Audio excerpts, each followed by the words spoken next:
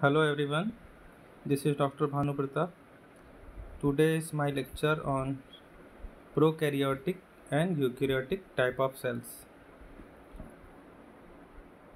As you are see the picture of prokaryotic cell and eukaryotic cell, the left picture is prokaryotic cells. This is all type of bacteria cells made of prokaryotic cells, and human and plant cell known as eukaryotic cells. The size of prokaryotic cells in between 0.1 to 10 micrometer, and eukaryotic cells size between 10 to 100 micrometer. Prokaryotic cells were here first, and for billion of years were the only form of life on earth. All prokaryotic organism are unicellular. तो prokaryotic sales हमारी जो है unicellular कहलाती हैं। Unicellular का मतलब single cell, एक single cell से बनी होती है प्रोकैरियोटिक सेल्स, और हमारी अर्थ पे बिलियन ऑफ ईयर से प्रोकैरियोटिक सेल्स प्रेजेंट है। और eukaryotic sales appeared on earth long after prokaryotic cells. तो प्रोकैरियोटिक सेल्स के बाद में कई लाखों साल के बाद जो है eukaryotic type of cells develop हुई हैं, अपीयर हुई अर्थ पे, but they are much more advance. तो प्रोकैरियोटिक सेल्स सिंपल सेल्स हैं और यूकैरियोटिक सेल्स हमारी मॉडिफाइड सेल हैं और एडवांस सेल हैं। Eukaryotic organism unlike prokaryotic can be unicellular और मल्टीसेलुलर। तो यूकैरियोटिक सेल्स हमारी यूनिसेलुलर भी हो सकती है और मल्टीसेलुलर भी हो सकती है, जबकि prokaryotic cells only and only unicellular होती है, single cell. Characteristic of prokaryotes. Prokaryotes are the simplest type of cells. Prokaryotic cells बहुत ही सिंपल सेल होती हैं। Oldest type of cells appeared about 4 billion year ago. 4 billion year एगो ये prokaryotic cells हमारी appear हुई थी अर्थ पे। Prokaryotes are the largest group of organism. Prokaryotes कई टाइप के होते हैं और इनका बहुत बड़ा ग्रुप है माइक्रो ऑर्गेनिज्म का। Prokaryotes unicellular organism that are found in all environment. Prokaryotic cells जो हम एक तरह की बैक्टीरिया सेल्स भी कह सकते हैं, वो ऑल एनवायरनमेंट, सभी तरह के एनवायरनमेंट में पाई जाती हैं। Prokaryotes do not have nuclear membrane. जो प्रोकैरियोटिक सेल्स हैं इनमें न्यूक्लियर मेम्ब्रेन नहीं पाई जाती है। जो न्यूक्लियस होता है जिसमें जेनेटिक मटेरियल होता है, जिसे हम लोग डीएनए बोलते हैं और क्रोमोसोम बोलते हैं, वो फ्री फॉर्म में पाया जाता है प्रोकैरियोट्स में। उसमें न्यूक्लियर मेम्ब्रेन नहीं पाई जाती है, वो प्लाज्मा में फ्रीली फ्लोट करते रहते हैं। They are circular shape genetic material dispersed through cytoplasm. तो इनका जो जेनेटिक मटेरियल है, जिससे क्रोमोसोम या डीएनए भी बोल सकते हैं, वो फ्री फॉर्म में साइटोप्लाज्म में फ्लोट करते रहते हैं। Prokaryotes do not have membrane bound organelle. तो प्रोकैरियोटिक सेल्स में जो ऑर्गेनेल्स हैं वो इधर उधर बिखरे हुए रहते हैं और मेम्ब्रेन में बाउंड नहीं रहते, मेम्ब्रेन में नहीं पाए जाते हैं, फ्रीली फ्लोट करते हैं। Prokaryotes have a simple internal structure. Prokaryotic cells में बहुत ही सिंपल इंटरनल स्ट्रक्चर होता है, जिसे हम अभी आगे डिस्कस करेंगे। Prokaryotes are smaller in size when compared to eukaryotes. तो प्रोकैरियोट सेल यूकैरियोट सेल से बहुत ही साइज में छोटे होते हैं। Shape of prokaryotes. प्रोकैरियोट्स में हम जैसा कि हमने पढ़ा कि बैक्टीरियल सेल्स पाई जाती हैं, वो प्रोकैरियोट की टाइप होती हैं। ये अलग अलग शेप में होती हैं, कुछ कोकाई शेप में होती हैं जिसे राउंड शेप बोलते हैं, या स्फेरिकल शेप भी बोल सकते हैं, जैसा कि फर्स्ट पिक्चर में आप देख रहे हैं। सेकंड पिक्चर में आपको बैसिलस फॉर्म में दिख रहे हैं, जिसे रॉड शेप बोलते हैं।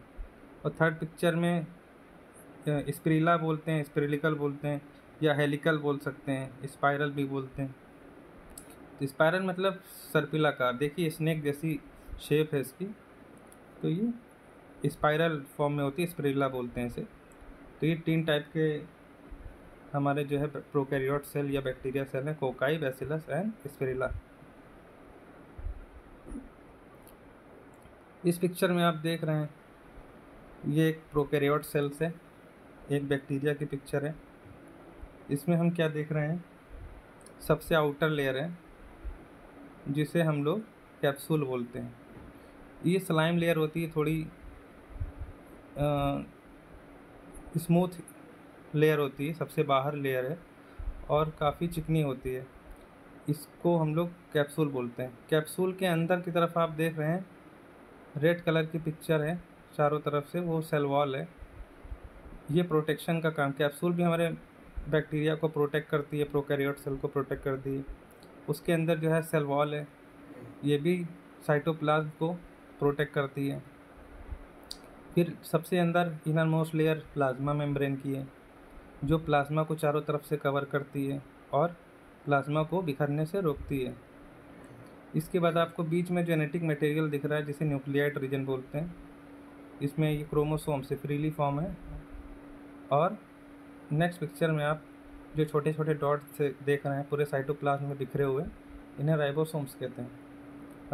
राइबोसोम्स ये हमारे प्रोटीन सिंथेसिस में हेल्प करते हैं बैक्टीरिया के लिए, बैक्टीरिया की ग्रोथ में काफ़ी हेल्पफुल होते हैं।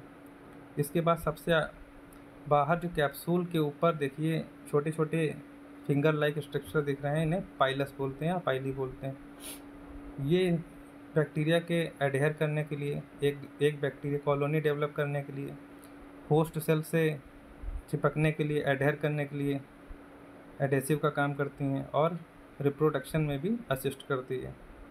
लास्ट में आप देख रहे हैं 7 नंबर, ये फ्लैजिलम है। तो ये फ्लैजिलम हमारे लोकोमोशन के लिए बैक्टीरिया को या प्रोकैरियोट सेल को एक जगह से दूसरे जगह पर मूव कराने के लिए हेल्पफुल होती है। ये सिंपल स्ट्रक्चर हम लोगों ने देखा प्रोकैरियोट सेल्स का।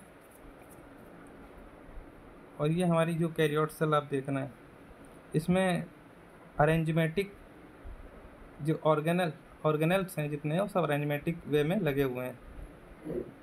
जैसे कि आप देख रहे हैं बीच में न्यूक्लियस है और बाहर से न्यूक्लियर मेम्ब्रेन से कवर्ड है।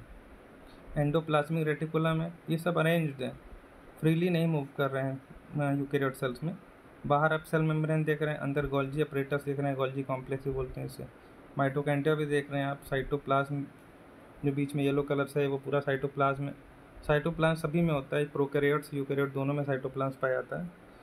और ये जो यूकेरियोट टाइप ऑफ सेल है ये मोर एडवांस्ड है, इसीलिए प्लांट सेल और ह्यूमन सेल्स में पाई जाती है। और इसमें ऑर्गेनल्स भी जो है, नंबर ऑफ ऑर्गेनल्स ज़्यादा होते हैं प्रोकैरियोट्स की तुलना में। डिफरेंसेस हम लोग यहाँ देख लेते हैं, एक तरफ प्रोकैरियोट्स एक तरफ यूकेरियोट्स इस पिक्चर में है। तो प्रोकैरियोट्स के बारे में जानते हैं। तो प्रोकैरियोटिक्स में सेल्स में क्या है, ऑर्गेनल्स लैक ऑफ मेम्ब्रेन। इसमें क्या है, ऑर्गन जितने हैं, सेल ऑर्गन जितने हैं वो मेम्ब्रेन नहीं पाई जाती है। और यूकेरियोट्स में देख रहे हैं आप कवर्ड बाई मेम्ब्रेन, ऑर्गेनल्स जितने हैं वो मेम्ब्रेन से कवरिंग रहती है। प्रोकैरियोट्स में ribosomes are the only organelles. तो प्रोकैरियोटिक में जो मेन जेनेटिक मटेरियल के अलावा जो एक मेन ऑर्गन है वही राइबोसोम्स है, इसी का मेजर रोल है। यूकेरियोट्स में हमारे मल्टीपल ऑर्गन्स हैं, जैसे राइबोसोम्स है, माइटोकॉन्ड्रिया है, गोल्जी अपरेटस है, इस तरह की ढेर सारे अपने और ऑर्गेनल्स, माइक्रो ऑर्गेनल्स पाए जाते हैं। थर्ड पॉइंट ये है कि genetic material floats in the cytoplasm. जो जेनेटिक मटेरियल को हम लोग डीएनए या आरएनए भी बोलते हैं, तो जेनेटिक मटेरियल साइटोप्लाज्म में फ्रीली फ्लोट करता रहता है। यूकेरियोट्स में मेम्ब्रेन कवर्ड जेनेटिक मटेरियल। तो न्यूक्लियस जो होता है उसके अंदर जेनेटिक मटेरियल पाया जाता है, डीएनए आरएनए, लेकिन ये मेम्ब्रेन बाउंड रहता है, मेम्ब्रेन से कवर रहता है यूकेरियोट्स में। तो ये मेजर डिफरेंसेस हैं ये प्रोकैरियोट्स यूकेरियोट्स में। नेक्स्ट हम लोग बात करते हैं, इसमें प्रोकैरियोट्स में सर्कुलर डीएनए पाया जाता है राउंड शेप में, यूकैरियोट्स में लीनियर मतलब लंबाई में जो होता है लीनियर डीएनए पाया जाता है। प्रोकैरियोट्स क्या है, यूनिसेलुलर है, और यूकैरियोट्स मल्टीसेलुलर भी हो सकते हैं और यूनिसेलुलर भी हो सकते हैं। और प्रोकैरियोट्स में has larger number of organism, और यूकैरियोट्स में has smaller number of organism पाए जाते हैं। Appeared 4 billion prokaryotes 4 billion year एगो अपीयर हुए थे अर्थ पे, और यूकैरियोट्स 1 बिलियन ईयर एगो अपीयर हुए हैं। नेक्स्ट हम लोग बात करते हैं सिमिलैरिटी क्या है। प्रोकैरियोट्स और यूकैरियोट्स में सिमिलैरिटी है इस तरह की, both type of cells have cell membrane. तो सेल मेम्ब्रेन दोनों में पाई जाती है, जो आउटर कवरिंग होती है सेल्स की, जिसे हम लोग सेल वॉल भी बोलते हैं या सेल मेम्ब्रेन कह सकते हैं। Both type of cells have ribosome, दोनों में ही राइबोसोम्स पाया जाता है। Both type of cells have DNA भी दोनों में पाया जाता है, जिसे जेनेटिक मटेरियल को बोलते हैं। Both type of cells have a liquid environment known as cytoplasm. तो यूकैरियोट और प्रोकैरियोट दोनों टाइप ऑफ सेल्स में साइटोप्लाज्म हमें देखने को मिलता है। Prokaryote cells are smaller and simpler. तो प्रोकैरियोट सेल्स जो हैं बहुत ही छोटे होते हैं साइज में और बहुत ही सिंपल होते हैं। इसमें क्या है, commonly known as bacteria. Prokaryotes में ज़्यादातर मोस्टली हम लोग बैक्टीरिया को ही देखते हैं। साइज में 10 से 100 माइक्रोन साइज में हो सकते हैं, 10 to 100 माइक्रोन। सिंगल सेल्स होते हैं, यूनिसेलुलर। फिलामेंटस होते हैं, फिलामेंटस मतलब फिलामेंट पाया जाता है, फ्लैजिला। ठीक है। Prokaryote cells are simply built, example E coli. अब यहाँ पर ई कोलाई का एग्जाम्पल हम देख रहे हैं पिक्चर में, ये ई कोलाई की पिक्चर है। ठीक है। इसमें क्या है, कैप्सूल पाया जाता है जो स्लाइमी आउटर कोटिंग होती है। कैप्सूल क्या है, हमारे सेल्स को प्रोटेक्ट करने के लिए एक स्लाइमी लेयर होती है जो जिससे आउटर कोटिंग होती है। कैप्सूल्स के अंदर की तरफ जो सेकेंड लेयर है, सेल वॉल पाई जाती है। Cell wall tougher middle layer है। ये एक टफ लेयर है जो फॉस्फोलिपिड और पेप्टिडोग्लाइकेन से मिलकर बनी होती है, लिपिड और फॉस्फेट से मिलकर बनी होती है। ठीक है। ये सेल वॉल को स्ट्रेंथ प्रोवाइड करती है। इसके बाद सेल मेम्ब्रेन आती है जिसे प्लाज्मा मेम्ब्रेन भी बोलते हैं। ये डेलिकेट इनर स्क्रीन है। ये लेयर जो है साइटोप्लाज्म को इधर उधर बिखरने से रोकती है, बांध के रखती है, तो साइटोप्लाज्म लीक ना करे बाहर सेल वॉल के। इसलिए ये जो प्लाज्मा मेम्ब्रेन जो है ये पाई जाती है सबसे इनर मोस्ट लेयर। नेक्स्ट है prokaryote cells are simply built E coli, जिसमें साइटोप्लाज्म भी पाया जाता है। इनर लिक्विड फिलिंग, साइटोप्लाज्म क्या है, एक तरह से लिक्विड है जो पूरी सेल्स में फिल होता है। तो इसमें सारे इनके राइबोसोम्स जेनेटिक मटेरियल सब फ्लोट करते रहते हैं। तो साइटोप्लाज्म एक लिक्विड है अंदर जो फिल होता है। DNA in one big loop, इसमें एक सिंगल चेन डीएनए की पाई जाती है जो एक लूप के फॉर्म में होती है। ठीक है, सर्कुलर शेप में, उसे वही जेनेटिक मटेरियल है। फिर पाइली की बात करते हैं।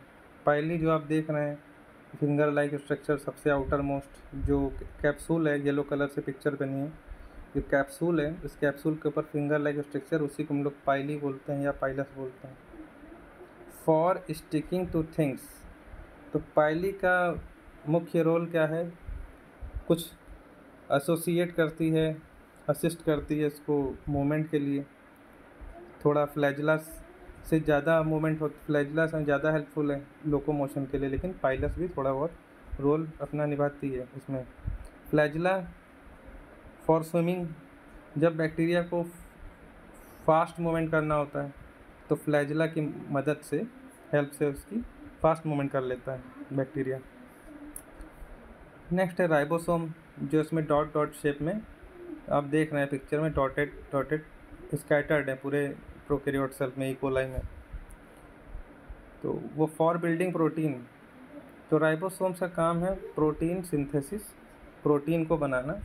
और प्रोटीन क्या होता है? प्रोटीन हमारे ई कोलाई या प्रोकैरियोट सेल्स को स्ट्रेंथ देती है और न्यूट्रिशन देती है और टफ बनाती है।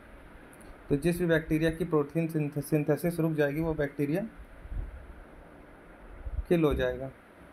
तो राइबोसोम्स का बहुत बड़ा रोल है प्रोकैरियोट सेल्स में प्रोटीन सिंथेसिस में, क्योंकि प्रोटीन सिंथेसिस अगर जिस बैक्टीरिया की हम ख़त्म कर देंगे तो वो बैक्टीरिया भी ऑटोमेटिक किल हो जाएगा। ये बैक्टीरिया, एक बैक्टीरिया किस तरह किल हो सकता है? या तो उसकी हम प्रोटीन सिंथेसिस रोक दें, या उसकी सेल वॉल को डिस्ट्रॉय कर दें, या उसका जेनेटिक मटेरियल से हम लोग किसी तरह के इंटरफेयर कर दें, तो ये बैक्टीरिया सेल किल हो जाती है। Prokaryote life style unicellular. Prokaryotes क्या होते हैं? यूनिसेलुलर होते हैं, ऑल अलोन होते हैं, एक एक सेल सिंगल इंडिविजुअल रहती है। कॉलोनी फॉर्म्स अ फिल्म, जिसकी हम लोग कल्चर करते हैं तो कल्चर में हमें कॉलोनी देखने को मिलती है प्रोकैरियोट्स की। फॉर्म्स अ फिल्म, एक फिल्म बनाते हैं, उसमें प्रोकैरियोट्स जो हमारे हैं, जो बैक्टीरियल सेल हैं, वो कॉलोनी फॉर्म में डेवलप करते हैं ट्रे में, पैक्टिक डिश में। फिलामेंटस, और ये क्या करते हैं? जैसे स्ट्रेप्टोकोकस है, वो चेन बनाता है, कोकाई बैक्टीरिया एक के ऊपर एक के साथ एक चिपक कर एक चेन बनाते हैं, फिलामेंटस स्ट्रक्चर बनाते हैं।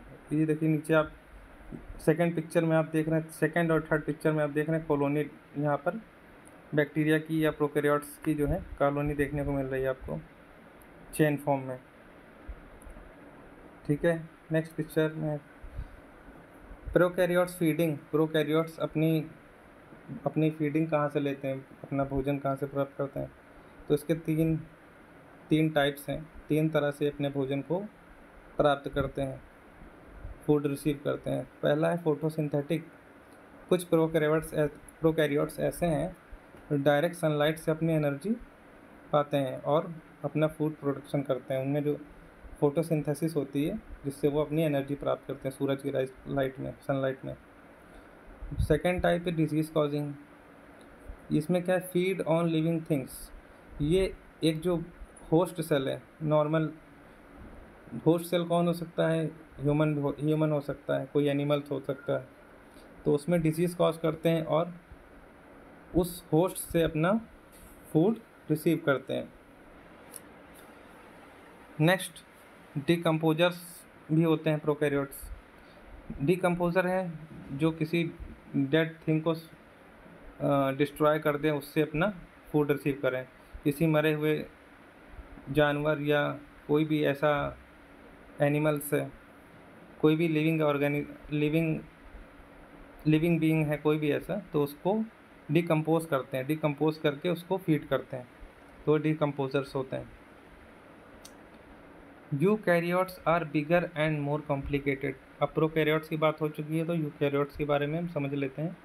यूकैरियोट्स बिगर होते हैं, 10 से 20 गुना तक बड़े हो सकते हैं यूकैरियोट्स प्रोकैरियोट्स की तुलना में, और मोर कॉम्प्लिकेटेड है क्योंकि इसमें मल्टी सेलुलर है और इसमें मल्टी ऑर्गन है। तो हैव ऑर्गेनेल्स, यूकैरियोट्स में क्या होते हैं? ऑर्गेनेल्स पाए जाते हैं। हैव क्रोमोसोम्स पाए जाते हैं। कैन बी मल्टी सेलुलर भी हो सकते हैं। Include animal and plant cell. तो यूकैरियोट्स हमारी human, animal and plant cell में पाई जाती है।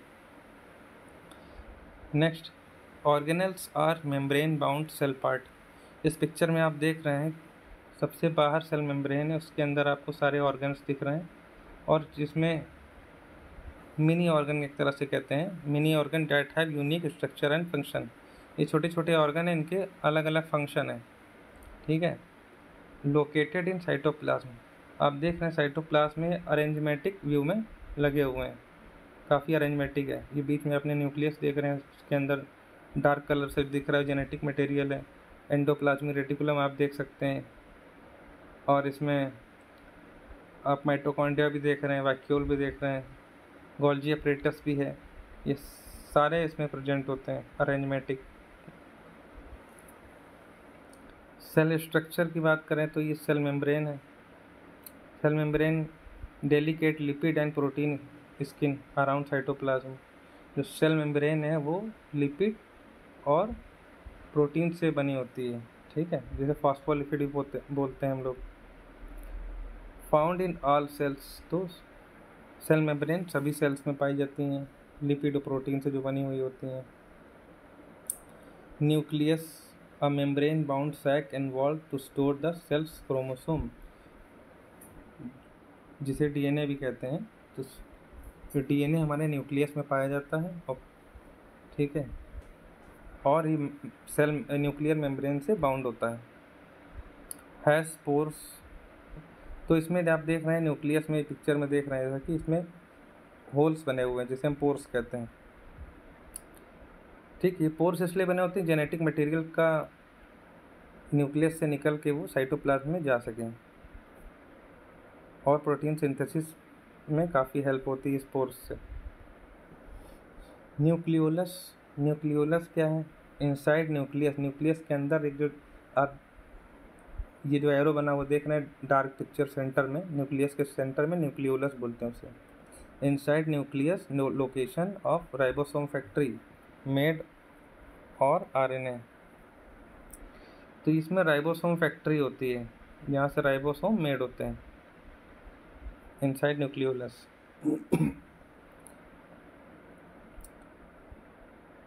माइटोकॉन्ड्रिया आप देख रहे हैं मेक्स द सेल्स एनर्जी, तो माइटोकॉन्ड्रिया हमारे एनर्जी हाउस ऑफ सेल्स हैं, ठीक। एनर्जी प्रोवाइड करते हैं, एनर्जी बनाते हैं, सेल्स को एनर्जी देते हैं mitochondria. The more energy the cells need the more mitochondria it has, तो जिस सेल्स में जितनी ज़्यादा माइटोकॉन्ड्रिया पाई जाएंगी वहाँ पर उतनी ही ज़्यादा एनर्जी प्रोड्यूस होगी। राइबोसोम्स भी पाए जाते हैं। राइबोसोम्स क्या है?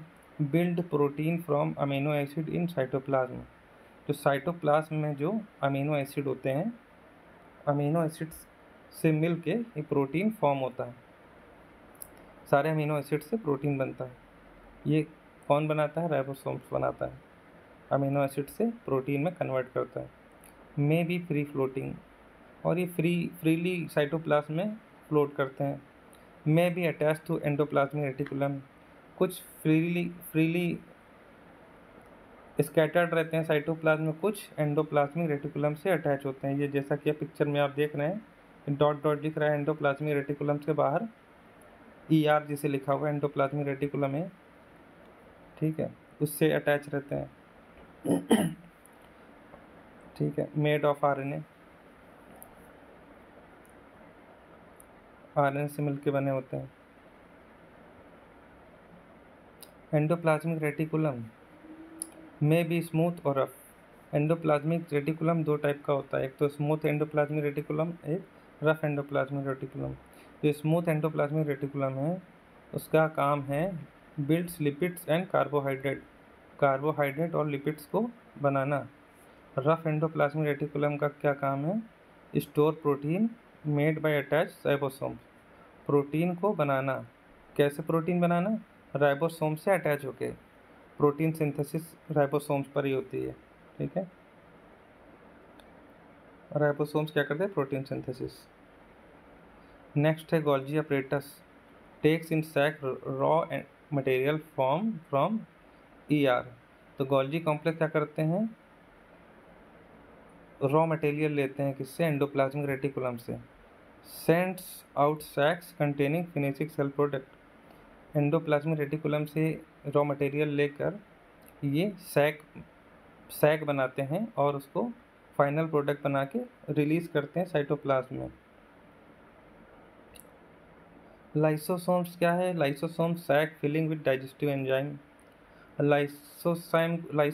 लाइसोसोम को हम लोग सुसाइडल बैग्स ऑफ सेल्स भी बोलते हैं। इसमें डाइजेस्टिव एंजाइम फिल होते हैं।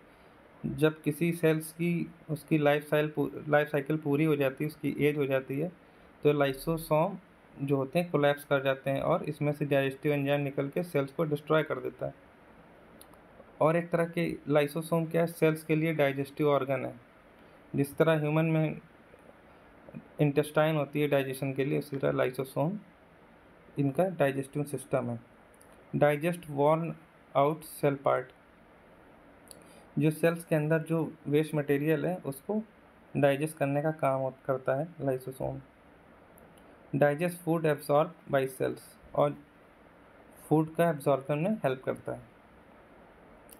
Centrioles pair of bundles tube, जो इसमें आपको छोटी छोटी ट्यूब्स एरो बना हुआ है, छोटी छोटी ट्यूब्स मल्टीपल ट्यूब दिख रही हैं, ये सेंट्रियोल्स कहलाती हैं। बंडल्स के फॉर्म में होती हैं, ट्यूब शेप में। और ऑर्गेनाइज सेल डिवीजन, और जब सेल डिवीजन होता है तो सेंट्रियोल काफ़ी हेल्प करते हैं, नॉर्थ पोल और साउथ पोल में जाकर सेल को 2 भागों में डिवाइड करते हैं। सेंट्रियोल्स का यही मुख्य रोल है। साइटोस्केलेटन, ये पिक्चर में जो आपको छोटे छोटे स्ट्रक्चर रॉड शेप में दिख रहे हैं, इसे साइटोस्केलेटन बोलते हैं। ये माइक्रोट्यूब्यूल से मिलकर बनी होती हैं, made of microtubules, found throughout cytoplasm, cytoplasm में बिखरे हुए होते हैं। Give shape to cell and move, तो सेल हमारी कोलैप्स ना हो, उसका एक सॉलिड स्ट्रक्चर हो, वो स्ट्रक्चर देने के लिए, एक तरह का स्केलेटन देने के लिए, शेप देने के लिए साइटोस्केलेटन रिस्पॉन्सिबल होता है। Eukaryote cell can be multicellular, the whole cell can be specialised for one job. Eukaryotes में क्या है, हर सेल का अलग काम है, वो स्पेशलाइज होती है अपने काम करने के लिए। Cell can work together as tissue, इसमें जब ढेर सारी सेल्स इकट्ठा होती हैं तो मल्टी सेलुलर बन जाती हैं। ये मल्टी सेलुलर यूकैरियोट सेल्स एक टिश्यू फॉर्म करती हैं, और सारे टिश्यू मिलकर एक साथ काम करते हैं तो ऑर्गन्स का निर्माण करते हैं, ऑर्गन फॉर्म में डेवलप होते हैं। Advantage of each kind of cell architecture, तो प्रोकैरियोट्स और यूकैरियोट्स में यही डिफरेंस है। प्रोकैरियोट सिंपल और इजी है ग्रो करने में, यूकैरियोट्स स्पेशलाइज हैं, अलग अलग काम के लिए अलग अलग सेल्स होती हैं। प्रोकैरियोट्स क्या करती है, फास्ट रिप्रोडक्शन करती हैं। जैसे बैक्टीरियल इन्फेक्शन होता है बहुत जल्दी जल्दी 10 गुना 20 गुना जल्दी स्पीड, 24 घंटे में 10-20 गुना जल्दी स्पीड से ग्रो करता है। इसमें क्या है, यूकैरियोट्स में मल्टी सेलुलरिटी है, इसमें डिवीज़न में समय लगता है क्योंकि सेक्सुअल रिप्रोडक्शन इसमें होता है। प्रोकैरियोट्स में असेक्सुअल रिप्रोडक्शन होता है, इसलिए वो फास्ट होती हैं। ऑल द सेम, इस प्रोकैरियोट सेल सभी सेम तरह की होती हैं, सिंगल इंडिविजुअल, लेकिन यूकैरियोट्स में ये एक लार्ज बॉडी में डेवलप हो सकती हैं, मल्टी सेलुलर होती हैं, क्योंकि एक ऑर्गन या ऑर्गन सिस्टम को बना सकती हैं, डेवलप कर सकती हैं।